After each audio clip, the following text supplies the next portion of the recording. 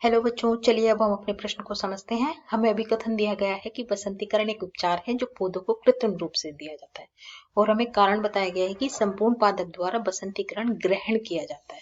तो हमारे प्रश्न की मुख्य अवधारणा क्या हो गई? मुख्य अवधारणा अवधारणा क्या हो गई? बसंतीकरण।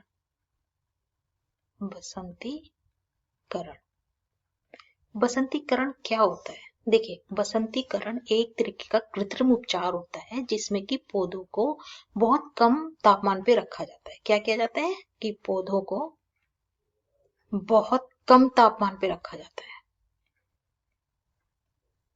ठीक है, और उसको कम तापमान पे रखने का मतलब क्या होता है? किस लिए रखा जाता है? उससे उसके अंदर फल और फूल बहुत जल्दी आते हैं।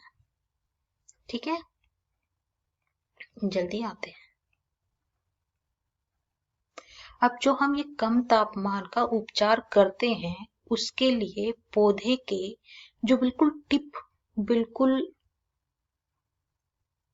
टिप वाला जो पोर्शन होता है, जैसे कि हमारी लीफ निकलने वाली है, ठीक है, तो लीफ पे ऐसा होता है ना, तो ये जो पोर्शन होता है बिल्कुल टिप वाला, ये यहाँ पर मेरिस्टेमेटिक कोशिकाएं होती है।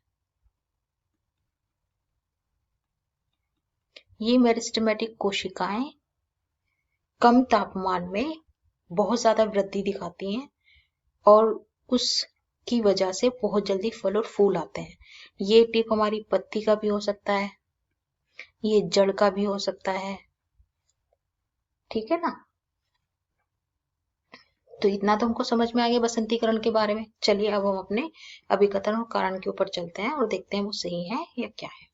तुम्हारा अभिकथन है कि बसंतीकरण एक उपचार है जो पौधों को कृत्रिम रूप से दिया जाता है। हाँ, ये बिल्कुल सही है। हमने भी पढ़ा कि पौधों को कृत्रिम रूप से जब कम तापमान में रखते हैं तो उसके अंदर फल और फूल जल्दी आते हैं। ठीक है, तो अब कारण क्या है कि संपूर्ण पादप द्वारा बसंतीकरण ग्रहण किया जाता है। ये हमारा गलत है, क्योंकि हमने अभी पढ़ा कि जो बसंतीकरण जो होता है वह केवल टिप पोर्शन जो होता है ना, हमारा पत्ती का, जड़ का, कली का, वहां पर जहाँ पे मेरिस्टेमेटिक सेल्स होती हैं, मेरिस्टेमेटिक कोशिकाएं होती हैं, केवल वहीं पे बसंतीकरण ग्रहण किया जाता है, अन्यथा नहीं किया जाता है। तो कारण हमारा गलत हो गया। तो चलिए अब हम अपने विकल्प देखते हैं। हमारा पहला विकल्प है ए आर आर दोनों सत्य हैं और आर ए की सही व्याख्या है। ये हमारा गलत हो गया। ब कहता है कि ए और आर दोनों सत्य हैं लेकिन आर ए की सही व्याख्या नहीं है। हमारा ये भी गलत हो गया।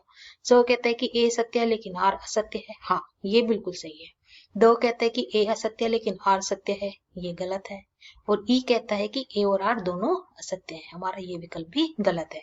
तो हमारा सही विकल्प क्या है कि हमारा अभिकथन तो सही है कि बसंतीकरण एक उपचार है जो पौधों को कृत्रिम रूप से दिया जाता है, लेकिन उसका जो कारण दिया गया है कि संपूर्ण पादप द्वारा बसंतीकरण ग्रहण किया जाता है वह असत्य है। आशा करती हूँ आपको इस प्रश्न का समझ आया होगा। धन्यवाद।